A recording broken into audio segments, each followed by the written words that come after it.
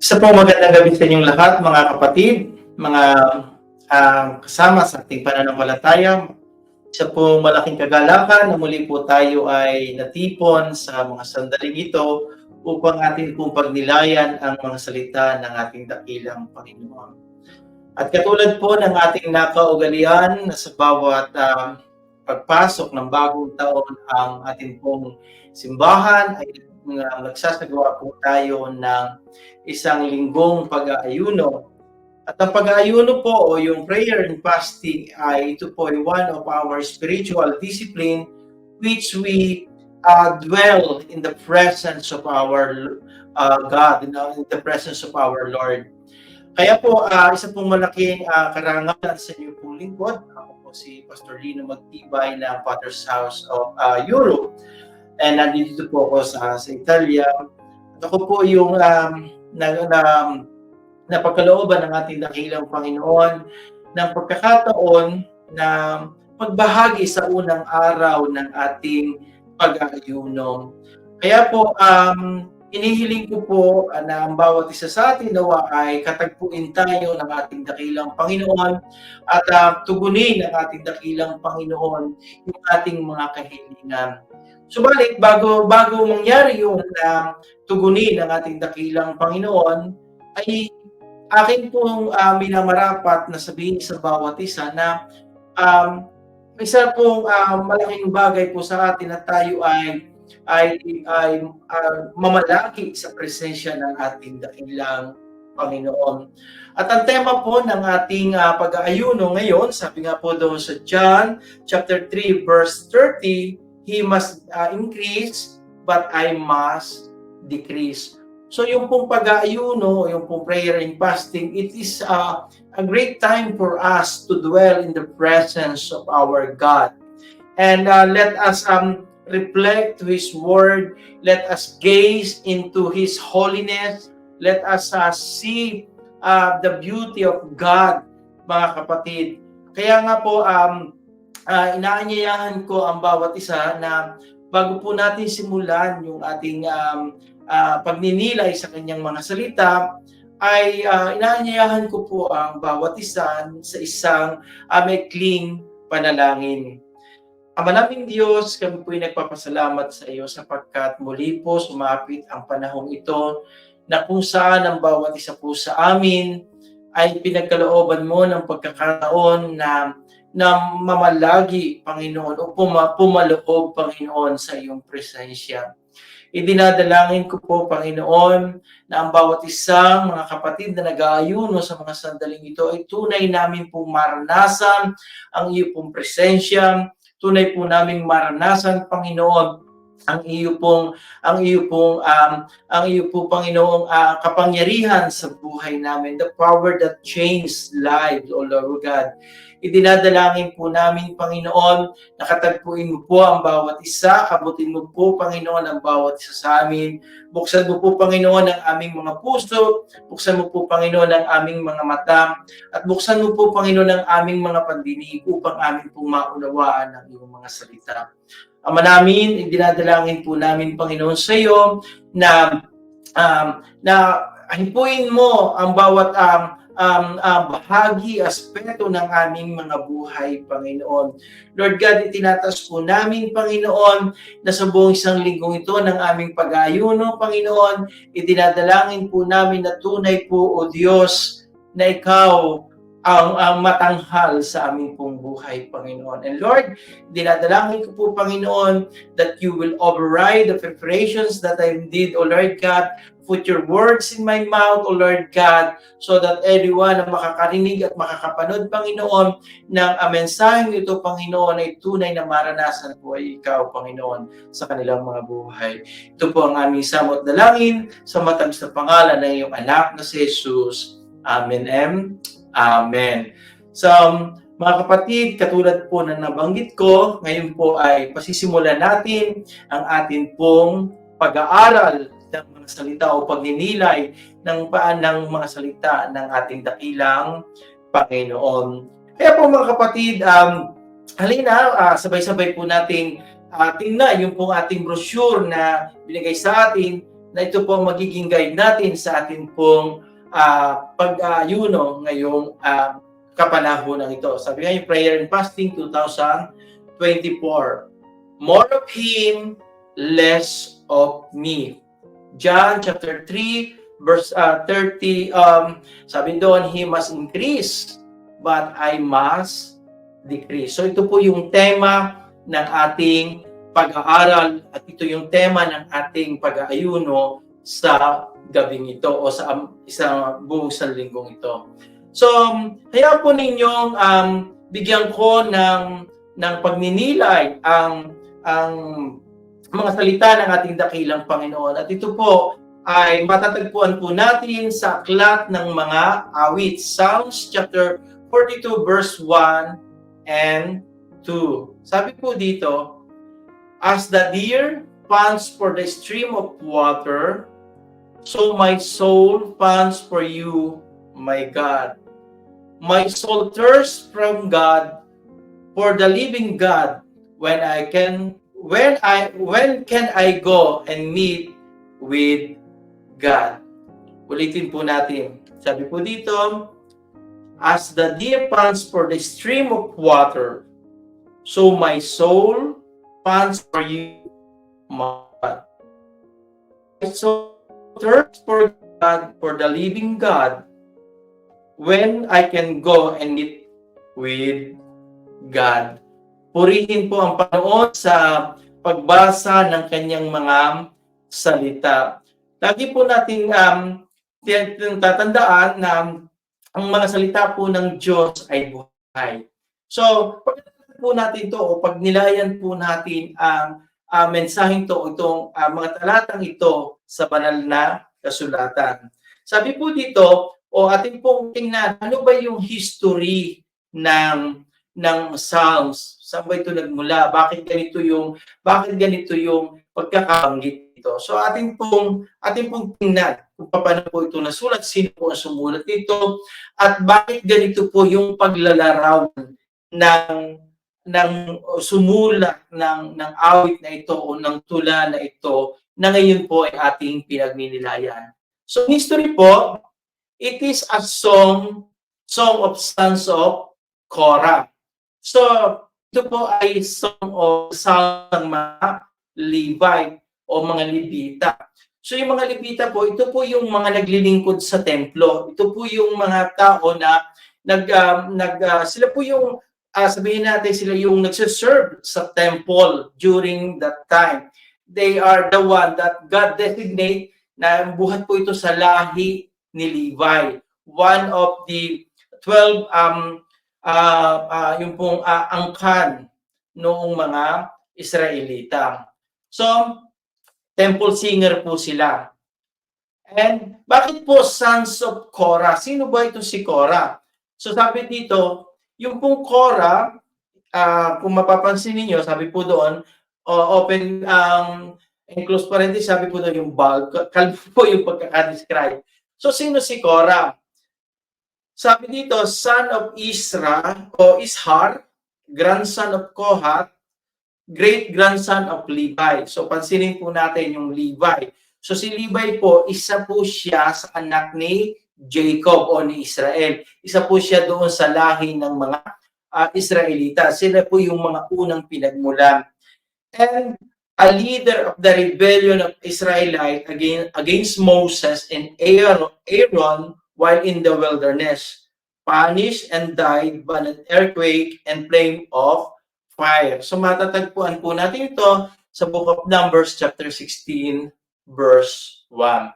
So bakit ko po ito sinasabi sa inyo? Bakit ko po ito tinatalakay? Bakit ko po kailangan sabihin sa inyo yung story po nito? Kasi para makita po natin yung konteksto, yung binasa po natin, ay dapat makita po natin yung pinagmulan o pinagmumulan o pinaghuhugutan noong mga awit.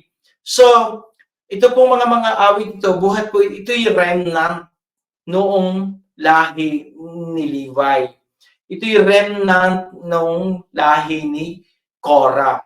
So si Korah, siya po ay buhat sa lahi ni Levi, at sila po yung itinalaga ng Panginoon. Sila po lamang kasi yung lahi ng Israel na wala po silang minana, wala silang nung hinati na po yung lupang pangako, sila po yung walang natanggap kasi nga po sila yung maglilingkod sa templo. So, ito pong mga awit nito, kasi nung unang panahon po sa Biblia, sa Lumang Tipan, naka-designate kung sino lamang po yung mga awit. Kung sino po yung maglilingkod sa templo. At ito po yung tungkulin ng mga Levita. Yan. So, sabi po dito, ito po ay buhat sa angkan ni Korah. Isa po siya Levita. At ang kanila pong tungkulin ay mga awit po sila at sila po ay manggagawa sa templo. So kung mapapansin ninyo, dahil sabi ko nga sila yung mga manggagawa sa templo, ito pong mga taong ito ay palaging nandoon sa templo, hindi sila lumalabas para makipagdigma. Sila ay nandoon sa templo, mga kapatid. So sabi dito, pag atin pong pagnilayan ngayon yung salita. Sabi po dito, ang gamit ko pong version dito ay Amplified version para makita po natin yung pakahulugan ng mga salita upang atin pong mas maunawaan sa ating sarili, ano ba ito? Paano ko ba ito makikita sa aking sarili? Paano ko ba ito mararanasan sa aking sarili? Sabi po dito, as the deer pants for the water brooks, so my soul pants for you, O God. So, kung mapapansin po natin doon sa Amplified Version, sabi po yung pong pakahulugan ng salitang pants ay binanggit po, longingly. So, ano bang ibig sabihin ng longingly? Sabi po dito, ang longingly, ito po ay adverb. Sabi po dito, in a way that relates to the feeling of wanting something or someone very much. So ito po ay naglalarawan, ang salita pong longingly ay ito po ay isang uri ng pakiramdam na ninanais natin na maranasan, ninanais natin makuha. Kumbaga meron tayong isang bagay na nais nating makuha, iyon yung pakiramdam na gustong-gusto natin na mangyari. And this is what the psalmist said, that he is like a deer pants or longingly for the water brooks. So my soul pants longingly for you, O God. Sabi dito, siya yung kanyang masidhi, sa wikang Tagalog po, ay yung masidhing pagnanasa, yung masidhing pagnanais, na gagawin ang lahat, di ba? So ganito inilalarawan, ganito yung pakiramdam ng mga awit. Ngayon, bakit po ba ito ay inilentulad sa isang usa o sa deer, di ba? Sabi po dito, why the deer pants for the water? Bakit ba ang ginawang halimbawa dito ay yung pong usa? So tingnan po natin, bakit yung usa ay nais niya ng tubig, di ba? At saka katulad po ng tanong ko, bakit po ang ginamit dito ay yung usa? Pwede namang gamitin yung ibang uri ng hayop, di ba? So sabi po dito, deer pant for the water because they lack of sweat glands, di ba? Which are essential for regulating body temperature. When deer become overheated, they pant to increase the airflow over their moist nasal passages, which help to cool their bodies down. Yan. Parang ganito. Yung usa ay tanging tubig lang, pag mainit na mainit yung kanyang pakiramdam, tanging tubig lang yung makakapagpababa noong temperature na meron siya sa kanyang katawan. Kasi alam niyo po, wala po ako sa medical field at hindi ko po ito alam. But according to what I've read, mga kapatid, ay mahalaga yung kapag tayo pinapawisan, di ba? Pag kinakailangan natin uminom ng tubig para yung pawis na lumalabas sa atin ay papalitan, di ba? Kasi otherwise, madidehydrate tayo, di ba? So, yung usa, ganon. And another thing, sabi po dito, also there is an argument that the deer will often seek out of a stream or source of water that erases its sense trail and therefore putting predator off of their scent.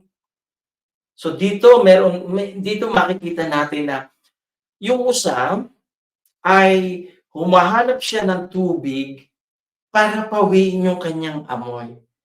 Para mawala o hindi siya maamoy ng mga predator. Di ba mga kapatid? So makes sense mga kapatid, di ba? So it makes sense na yung tubig na yan ay nakakatulong sa kanya para sa kanyang kaligtasan, mga kapatid. And alam niyo po, may napanood po ako isang video, kapag po yung usa ay nagpunta na doon sa tubig at malalim na yung tubig na kung wala, obviously, kung wala naman doon mga predator na yung mga buhaya, hindi safe siya, di ba?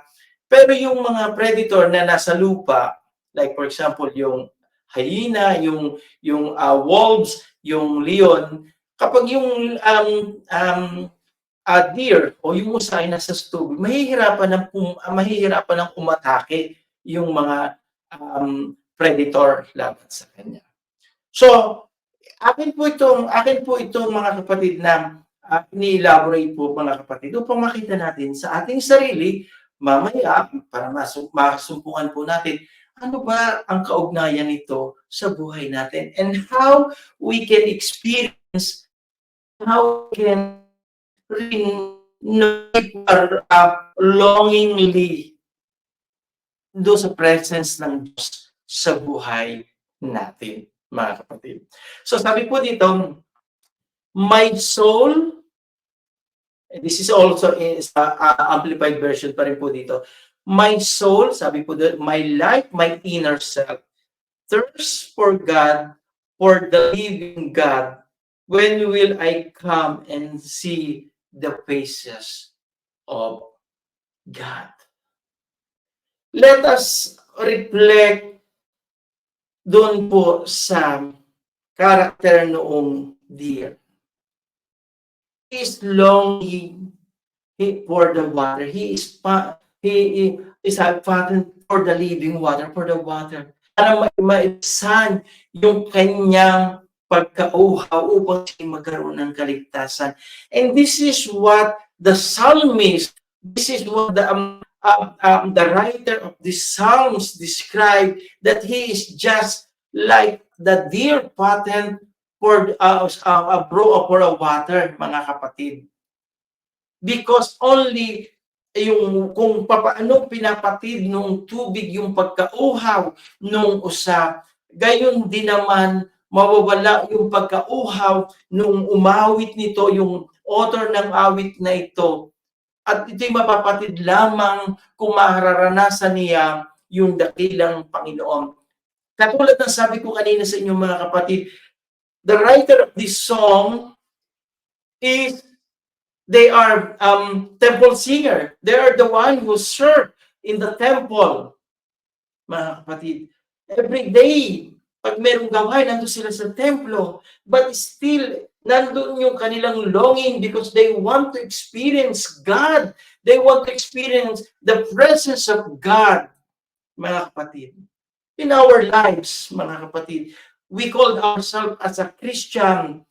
I'm challenging everyone to go to our inner selves and let us ask ourselves, mga kapatid, are we longing for the presence of God in our lives? Our theme for this prayer and fasting is more of Him. Diba? Yun ang ating tema ngayon, mga kapatid, na He must increase and I must be decreased, mga kapatid. Ang tanong sa buhay natin as a Christian, as a follower of Christ, saan ba nakalagay si Jesus? Saan ba nakalagay ang Diyos sa buhay natin, mga kapatid? Sometimes, mga kapatid, naiisip natin, akala natin, pag tayo naglilingkod sa Panginoon, the things that we are doing for the ministry, yes, that is good. But God is looking for something else. And what it is, ang hinahanap ng Diyos, yung ating puso talaga ay lumapit sa Kanya, mga kapatid. Let us see this one. Sabi dito, tingnan niyo po si David. Sabi po ni David dito, Psalm 63 verse 1 and 2. This is also an amplified version. And as you can see, mga kapatid, meron dito po sa salitang ito, meron po yung title, yung explanation. Sabi po doon, Psalms of David when he was in the wilderness of Judah. Ito po ay awit ni David nung siya ay naroon sa wilderness ng Judah. Sabi niya dito, napakaganda po nito. O God, you are my God. With deepest longing, I will seek you. My soul, my life, my very soul, thirst for you. My flesh long and sight for you in a dry and a weary land where there is no water. So I gaze upon you in the sanctuary to see the power and your glory. Alam niyo po sa Tagalog, napakaganda po niyan.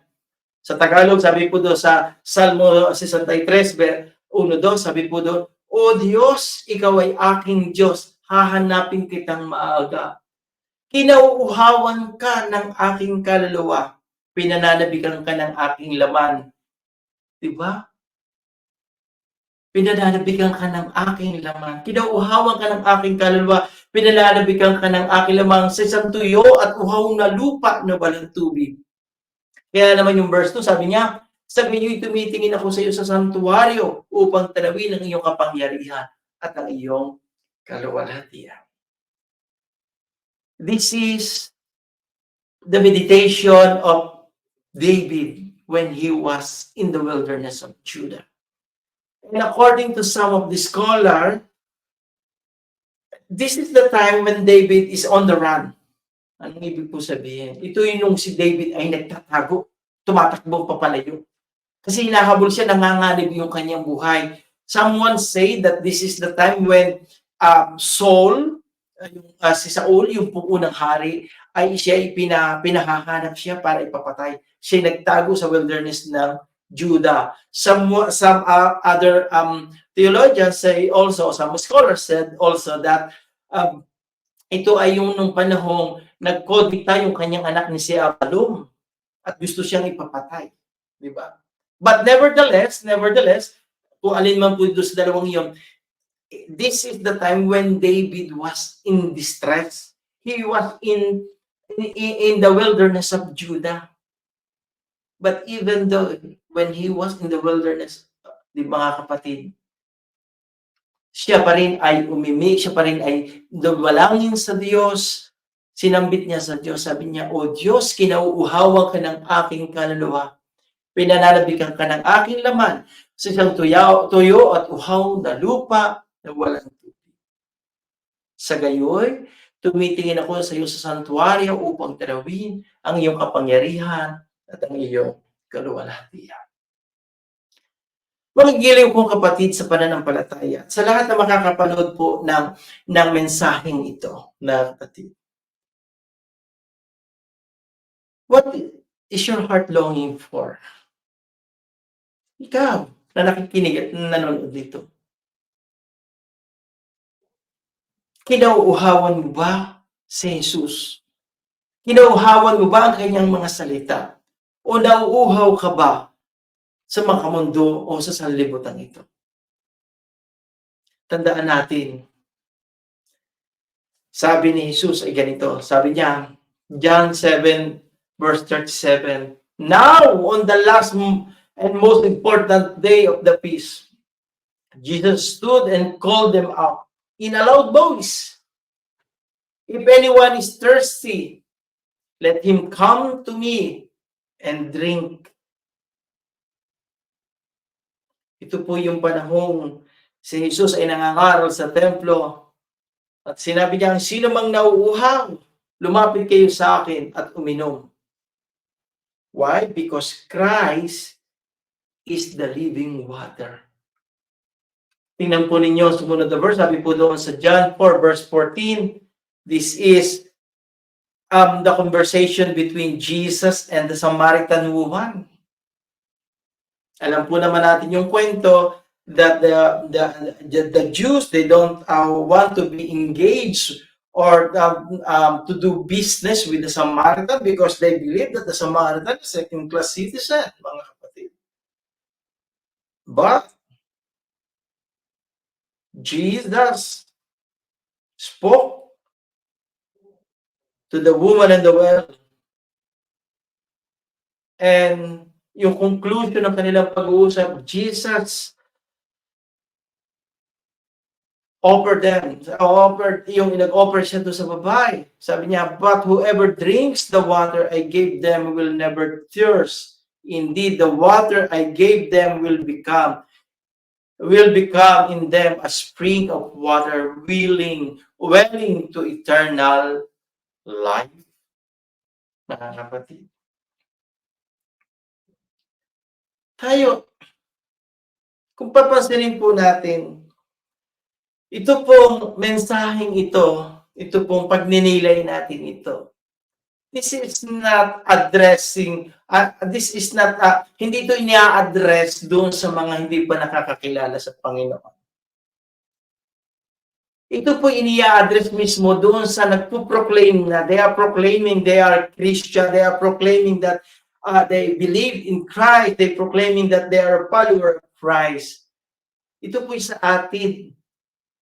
At tinatanong po sa atin ngayon, sa mga sandaling ito, ang tanong po sa atin ay, tayo ba'y katulad nung usa na naghahanap ng tubig?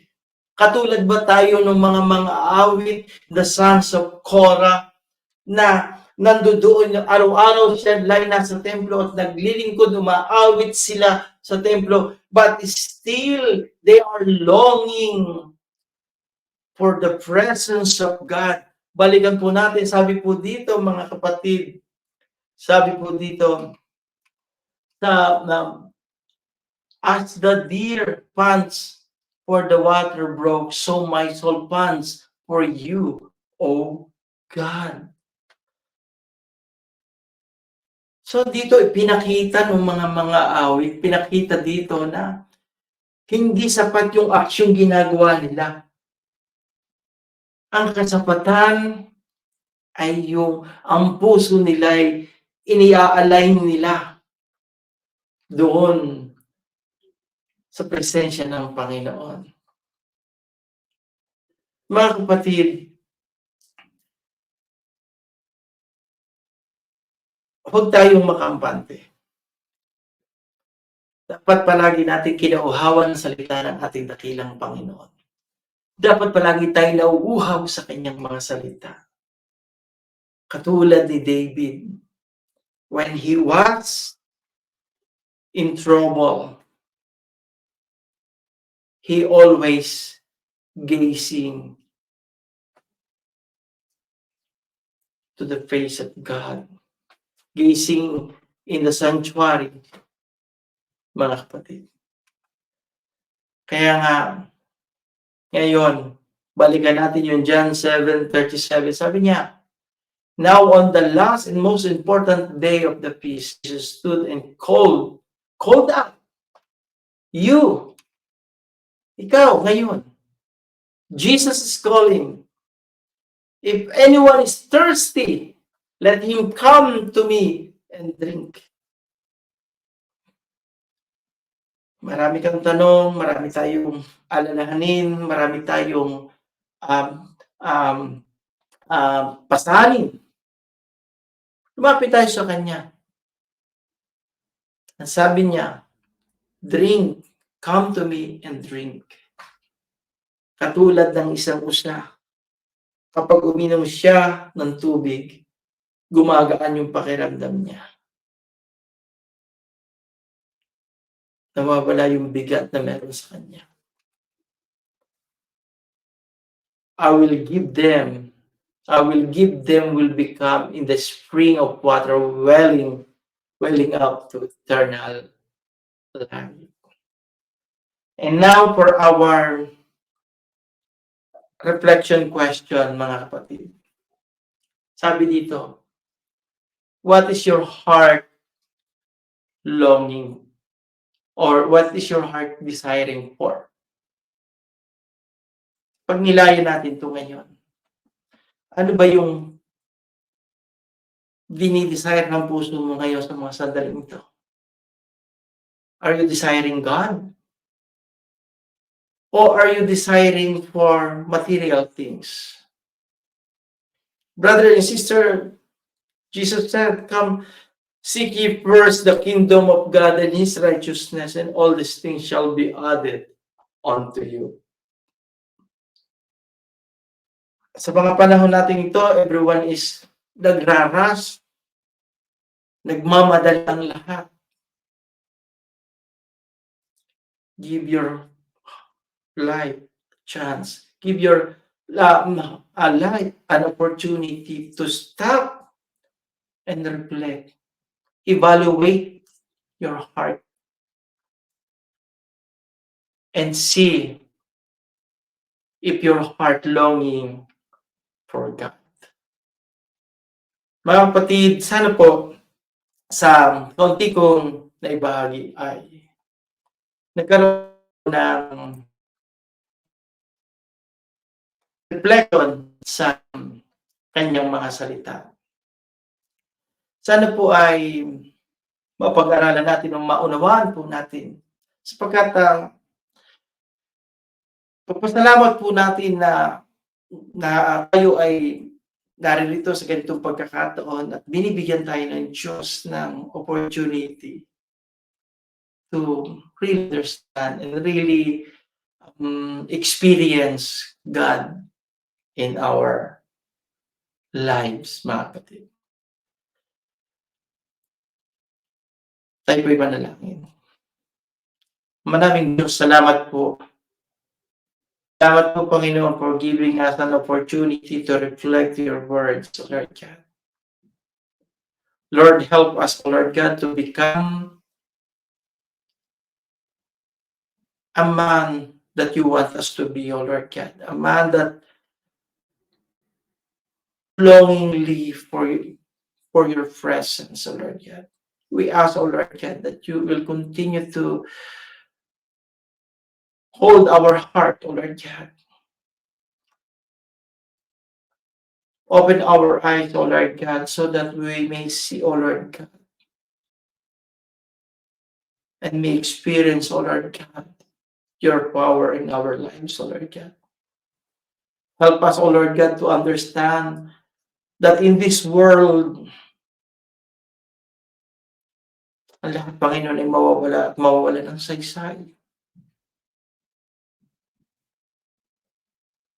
And help us, O Lord God, to really choose your word and follow you, O Lord God. In Jesus' name we pray. Amen and amen. Maraming salamat po sa inyo po pakikinig. Muli po, magpatuloy po tayo. Tayo po ay mag-ayuno at ating pong pagsumikapan, mga kapatid, na maranasan natin ang pagpapala ng ating dakilang Panginoon. Maraming salamat po. Muli, ang pagpapala ng ating dakilang Panginoon ay sumainyong lahat.